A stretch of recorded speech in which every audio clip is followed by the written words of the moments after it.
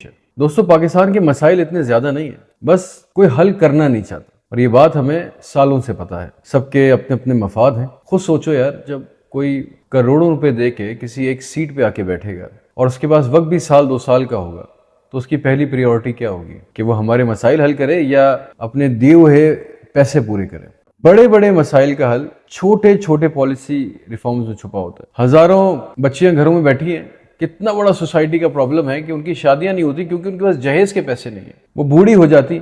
एक निकाह नामा में डिक्लेरेशन ऐड कर दें, कौन मना कर रहा है? किसने हाथ रोके हैं? कौन गला काटेगा? एक डिक्लेरेशन ऐड कर दें निकाह नामा में कि लिख दिया जाए कि मैं कसम खाता हूं कि मैंने लड़की से या उसके घर वालों से किसी किस्म के जहेज की कोई डिमांड नहीं की, उनसे कोई जहेज का सामान नहीं लिया। हमारे मुल्क के, मेरे मुल्क की हजारों बच्चियां जो सब घर में बैठी हैं, उनकी शादियां हो जाएंगी। बैन कर दें जहेज को, और जो ना करे फिर भी उसको सजा दें, पिनलाइज करें। सोसाइटी का इतना बड़ा मसला हल हो जाएगा। किसका मफाद छुपा है इसमें? क्यों इस चीज को डिक्लेरेशन में, निकाहनामा में एक लाइन ऐड करने में किसको मौत आती है? एक छोटा सा लॉ, एक छोटी सी पॉलिसी रिफॉर्म पाकिस्तान के इतने बड़े सोशल इशू को खत्म कर देगा। यार, एक पॉलिसी रिफॉर्म कर दे, छोटी सी एक लॉ बना दें कि जितनी दफा एक प्रॉपर्टी बिकेगी वो ट्रैक होगी, जितनी दफा बिकेगी वो ट्रैक होगी। उसकी डिजिटलाइज ट्रैकिंग स्टार्ट कर दे। फिर मैं देखता हूँ 5 की प्रॉपर्टी 50 की कैसे होती। फिर मैं देखता हूँ काला धंधा कैसे, काला पैसा कैसे सफेद होता है। किसी का बाप नहीं कर सकेगा। आप प्रॉपर्टी की सेल परचेज को डिजिटाइज कर दें,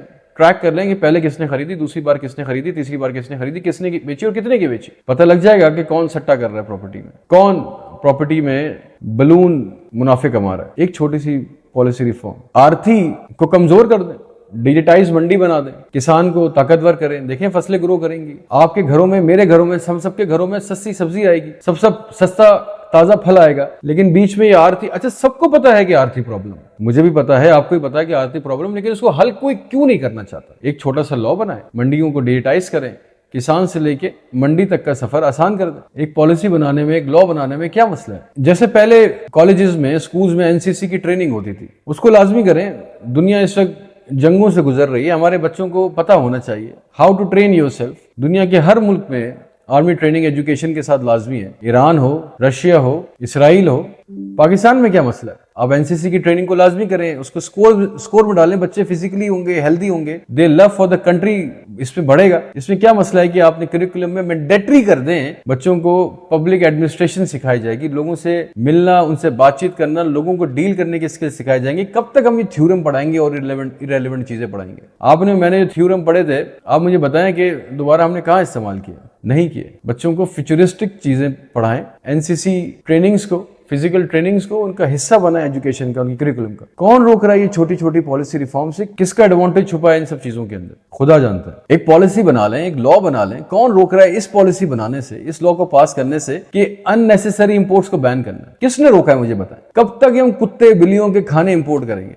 यार, इसको बैन कर दें। पाकिस्तान में बनाए, 10 गुना अच्छे बनेंगे। 8-8 हजार रुपए की चॉकलेट इंपोर्ट कर रहे हैं, क्यों भाई पाकिस्तान में बनाए? इतनी जरूरी है लग्जरी आइटम्स को बैन कर दें। पाकिस्तान के इंपोर्ट के ऊपर इतना वजन, इतना दबाव है, तो उसको बैन क्यों नहीं करते? God knows. और क्यों, किसको मुनाफा हो रहा है? सवाल यह है कि ये मालूम करना है कि ये मुनाफा किसको हो रहा है, ये क्यों नहीं बैन किया जाता लग्जरी आइटम? हमारे पूरे मुल्क में, पूरे पाकिस्तान में एक कांस्टेंट मसला है गंदगी का। सफाई नहीं होती, गंदगी है, गंदगी। एक लॉ पास कर दें यार, एक पॉलिसी बना दो कि हर घर के सामने और हर दुकान के सामने की जिम्मेदारी उस घर में रहने वाले और उस दुकानदार की जिम्मेदारी उसको साफ करना। पूरे पाकिस्तान की 80% गंदगी का मसला हल हो जाएगा। एक लॉ बना दें, एक पॉलिसी बना दें। ये हमारा दीनी फरीजा भी है, इखलाकी भी हमारी जिम्मेदारी बनती है कि अपने घरों को, अपने घरों के सामने की जगह को, दुकानों को, दुकानों के सामने की जगह को हमने साफ करना है। इतना बड़ा मसला है सफाई का, वो रिजॉल्व हो जाएगा। लेकिन ये पॉलिसी बनाने में किसकी नीयत नहीं है? कौन चाहता है कि पाकिस्तान ऐसे ही रहे? किसका इंटरेस्ट है इस चीज के अंदर कि पाकिस्तान में गंदगी और उसका मसला बना रहे, उसके ऊपर सियासत होती रहे? किसी न किसी का तो इंटरेस्ट है ना इस पे। हम सालाना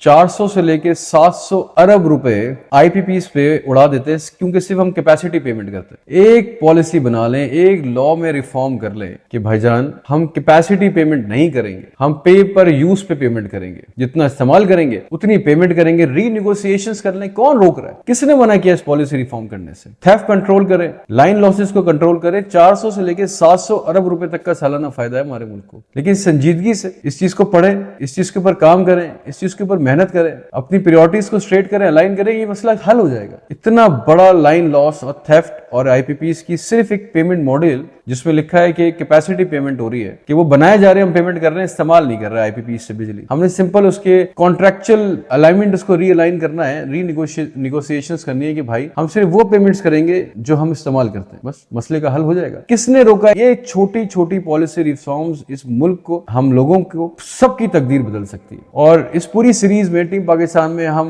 रोजाना हर एपिसोड में एक किसी इशू पे बात करेंगे, उसकी डिटेल प्रॉब्लम आइडेंटिफिकेशन, उसके जिम्मेदार लोग क्यों होता है और उसका हल क्या है, उसकी प्रॉपर रूल बुक देंगे, पूरी पॉलिसी देंगे और कोशिश करेंगे कि साहिब इख्तियार भी, साहिब इख्तियार भी और अवाम भी मिलकर सब उस पॉलिसी को इंप्लीमेंट कराए। पाकिस्तान और पाकिस्तानियों का जो पैसा जाया होता है वो बचे और लोगों को उसका फायदा हो।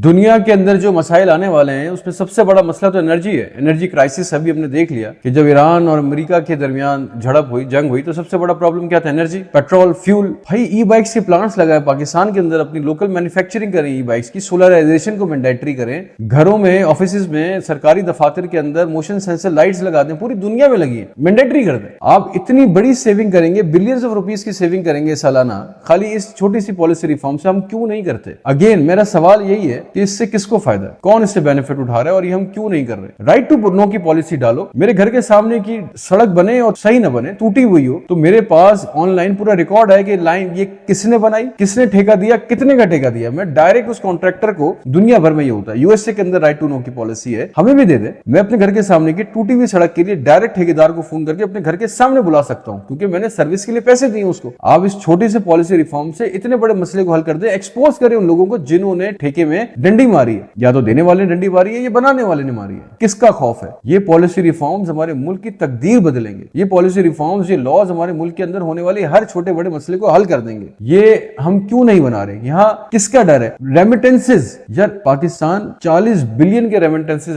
वसूल करता है। हम तो एक्सपोर्ट कुछ कर ही नहीं रहे, जो आ रहा है हमारे पास रेमिटेंसेस के थ्रू आ रहा है। हमने कोई गेटवे बनाया? हमने उसको आसान सहल बनाने के लिए कुछ किया? नहीं किया। फ्रीलांसर्स पाकिस्तान में बैठते हैं, हमने उनकी पेमेंट्स के लिए कोई स्ट्रीम बनाई, कोई उनको गेटवे दिया? एक पॉलिसी बनाओ यार, एक पॉलिसी बना के, एक लॉ बना के उनको गेटवे दो। उन बच्चों को, उन फ्रीलांसर्स को एक प्रॉपर चेन दे जिसके थ्रू वो काम करें, तो उनको हक का पैसा उनको मिले, उनको हुंडी हवाले से पैसा न मंगवाना पड़े। फिर आप बोलते हैं ब्रेन ड्रेन क्यों होता है यहाँ से मुल्क से? अरे यार, उनके पास इवन वर्क फ्रॉम होम के लिए कोई ऑप्शन नहीं मौजूद। आपने उनको ऐसा इंटरनेट नहीं दिया कि वो घर से काम कर सके। रोज तो शार्क आ जाती है, रोजाना तार खा के चली जाती है। आप उनको अच्छा इंटरनेट प्रोवाइड करें, उनको एक फैसिलिटीज हैं, इसके ऊपर पॉलिसी बनाएं। I will talk about this completely. इसके पूरे मैकेनिज्म पे हम बात करेंगे कि कैसे हम फ्रीलांसर्स को और पाकिस्तान में आईटी बिजनेस को कैसे हम ग्रो कर सकते हैं, और इस छोटी सी पॉलिसी से, छोटे से लॉ से कैसे पूरे मुल्क की तकदीर बदल सकती है अगले 5 सालों में। हम इसके ऊपर बहुत डिटेल में बात करेंगे। अभी मैं इन जनरली बात कर रहा हूं कि हम क्यों नहीं करते। हमें बस डॉलर बाहर से आ रहे हैं, हमने रेमिटेंसेस के लिए कौन से गेटवे बनाए बताएं? बस नीयत नहीं है पाकिस्तान से, पाकिस्तान की आवाम से मोहब्बत नहीं है। दोस्तों, वो मोहब्बत हमें, वो मोहब्बत आप में, हमने मिलके करना है। हमने ये पॉलिसीज, हमने ये लॉज, हमने इंप्लीमेंट कराने। टीम पाकिस्तान हर इशू को आइडेंटिफाई करेगी